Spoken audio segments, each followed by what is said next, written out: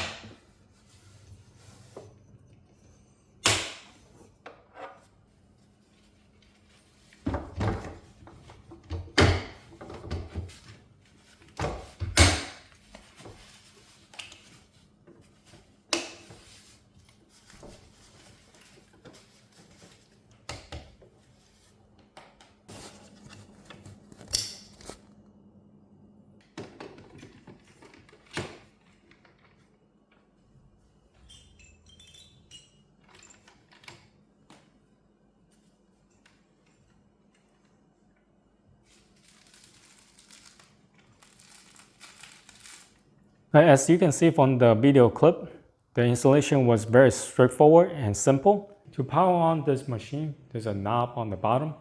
You press it down to turn on and press again to turn off. There are 5 settings you can choose from. Those are the range of the motion that this rocker can do. On setting 1, the range will be very limited, so it feels as if the rocker is moving really fast. As you change to the 5th setting, the range gets longer and further, so it feels as if the rocker is moving much slower.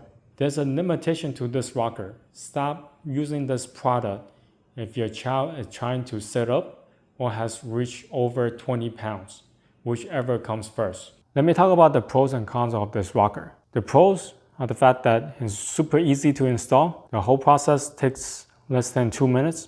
And secondly, the fabric and the toys can be machine washed.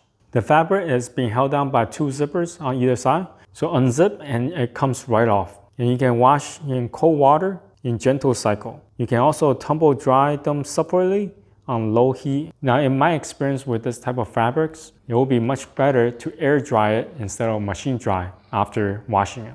Now the cons are the fact that this machine is very expensive, at $155 at the time of filming. And put the link to the product down in the description below so you can check out the most up-to-date pricing. And secondly, this rocker can only rock back and forth.